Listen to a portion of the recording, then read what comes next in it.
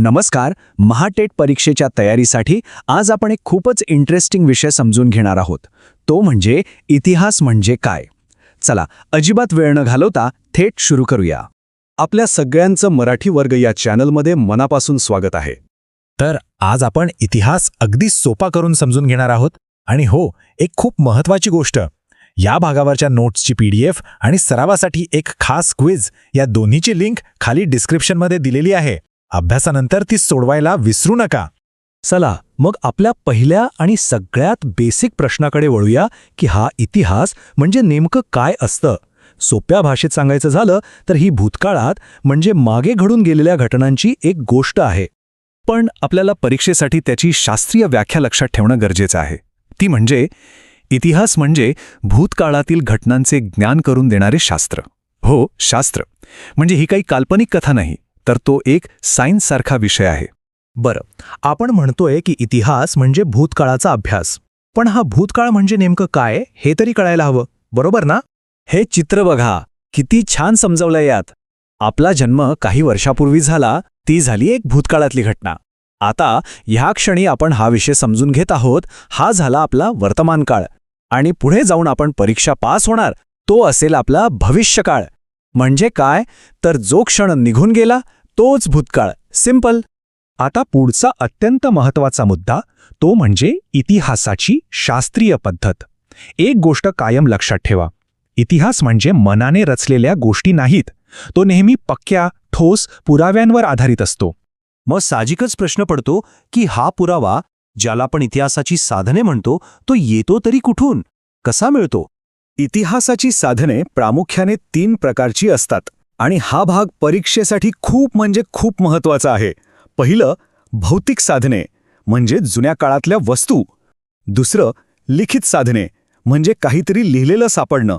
आणि तिसरं, मौखिक साधने म्हणजे ज्या गोष्टी एका पिढीकडून दुसऱ्या पिढीकडे फक्त बोलण्यातून आल्या आहेत. चला यांची काही उदाहरणं बघूया. इथे बघा, भौतिक साधने म्हणजे जुनी भांडी, त्या काळातली नाणी किंवा ताम्रपट, अशा वस्तू ज्या आपण डोळ्यांनी बघू शकतो, हाताने स्पर्श करू शकतो. आणि लिखित साधनांमध्ये येतात जुने ग्रंथ, पोथ्या किंवा हस्तलिखिते, ज्यात त्या काळातली माहिती आपल्याला लिहिलेली सापडते.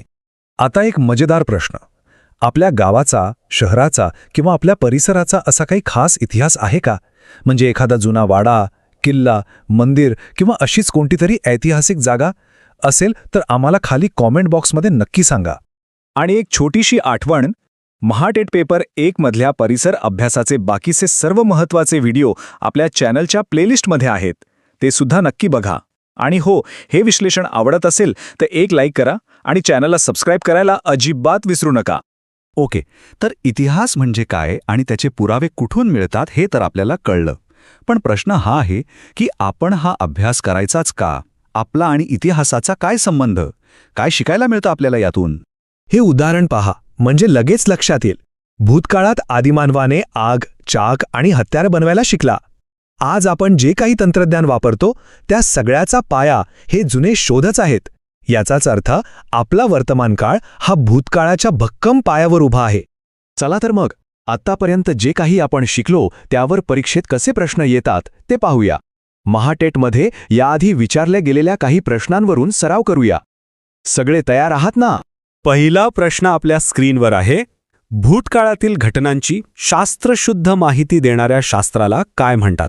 आठवतंय का, आपण अगदी सुरुवातीलाच याची व्याख्या पाहिली होती. अगदी बरोबर. याचं उत्तर आहे इतिहास. कारण इतिहास हेच ते शास्त्र आहे जे आपल्याला भूतकाळाबद्दलची सायंटिफिक माहिती देतं. चला पुढचा प्रश्न, भांडी आणि नाणी ही इतिहासाच्या कोणत्या प्रकारच्या साधनेत मोडतात? आपण नुकतेच साधनांचे 3 प्रकार पाहिले आहेत, आठवून बघा. याचं उत्तर आहे भौतिक साधने. सोपी आयडिया म्हणजे ज्या वस्तूंना आपण प्रत्यक्ष बघू किंवा स्पर्श करू शकतो ती सर्व भौतिक साधने. आता तिसरा प्रश्न हा थोडा वैचारिक आहे. इतिहास लिहिण्यासाठी सगळ्यात जास्त महत्त्वाचं काय असतं? कल्पना, पुरावा की भविष्य? काय वाटतं? याचा अचूक उत्तर आहे पुरावा. कारण आपण काय शिकलो? इतिहास हा कल्पनेचा विषय नाही, तो पूर्णपणे पुराव्यांवर अवलंबून असतो. जर पुरावा नसेल तर त्याला इतिहास म्हणता येत नाही. आता पुढचे 2 प्रश्न खास तुमच्या सरावासाठी आहेत. ते सोडवण्यासाठी खाली डिस्क्रिप्शनमध्ये जी PDF आणि क्विजची लिंक दिली आहे ती नक्की उघडून बघा. त्याने तुमचा सराव एकदम पक्का होईल. परीक्षेच्या तयारीसाठी असेच उपयुक्त व्हिडिओज आपल्याला मिळत राहावेत यासाठी आपल्या मराठी वर्ग चॅनलला सबस्क्राईब करायला विसरू नका. आणि हो, ते बेल आयकॉनसुद्धा नक्की दाबा. आणि जाता जाता एक विचार, इतिहासात ज्या काही चुका घडल्या त्यातून शिकून आपण खरोखरच आपला भविष्यकाळ अधिक चांगला आणि सुरक्षित बनवू शकतो का? यावर नक्की विचार करा. भेटूया पुढच्या भागात.